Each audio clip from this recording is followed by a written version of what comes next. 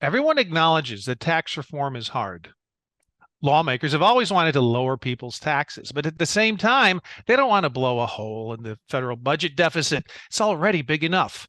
Well, wouldn't it be great if there was some utopian revenue source that we could draw from to get a little bit of extra revenue to pay for our precious tax cuts without the consequential political pain? Some people think that they've stumbled upon such a pot of gold, and it's been there right in front of us since the earliest days of our republic. We're talking about tariffs. I'm Bob Goulder, contributing editor with Tax Notes. Together with my colleague, historian Joe Thorndike, we're going to try to make sense of these recent calls to use tariff revenues to reduce our income tax burden. Joe, now we got to be honest here. This is President Trump's idea. He is the major proponent of this. And I won't try to conceal the fact that it strikes me as a little bit outside the norm. So let me ask you this. Should we take Trump seriously when he suggests we can use tariffs to pay for income tax cuts? Well, yeah, basically, I think we should. Trump, he's revived this idea against all logic and available evidence that tariffs, they could be the foundation of federal finance, just like they were in the 19th century. But, that was a long time ago, different time, different economy.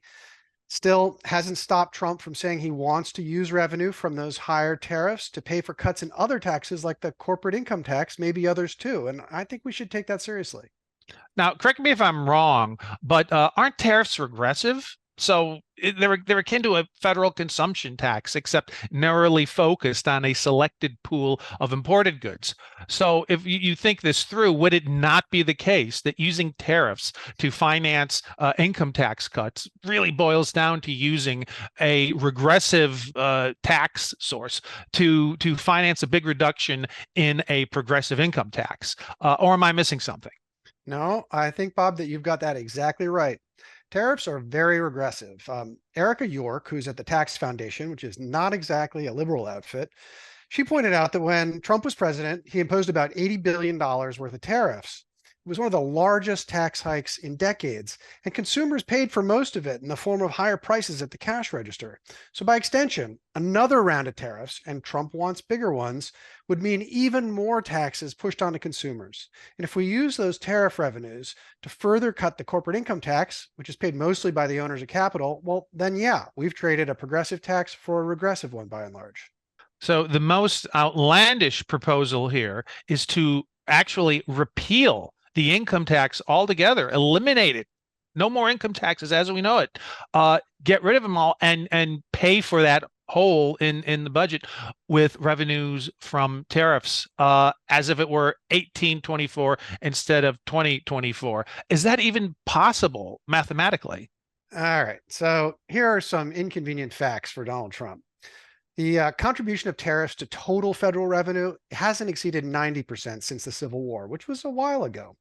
The tariff contribution has also been declining steadily since about 1890. And President William McKinley, who Trump talks about all the time and he loves because McKinley raised tariffs, he was unable to stop that slide despite getting some laws passed that tried to do that. So, as you said here, the math is really just impossible when it comes to replacing income taxes with tariffs. Somebody else, Catherine Rampell at the Washington Post, said recently that, we have about $3 trillion a year that we collect from income taxes. Trump wants to replace all that money with revenue from tariffs, but the entire value of all the things that we import every year, that's about $3 trillion. So we would have to tax all those imports at 100% just to make up the hole from the lost income tax revenue. More, really, since the higher tariffs would actually reduce the amount that we're importing, and that would require even higher taxes on the remaining goods that were still coming into the country. So let's be clear, not going to happen. Okay, so what's the bottom line to all of this? Should we just dismiss it as a harebrained scheme? Yeah, it's tempting, but I don't think so. The tariff contribution to total revenue doesn't have to be Trump's 100% or even the antebellum 90% level to make a difference when it comes to tax reform debates. New tariffs could still raise a lot of money, just not $3 trillion. So if we take Trump seriously, and I think we should, given how often he talks about this, then trade policy could be a big factor in paying for next year's extension of the 2017 tax cuts. And there you have it in 5 minutes or less.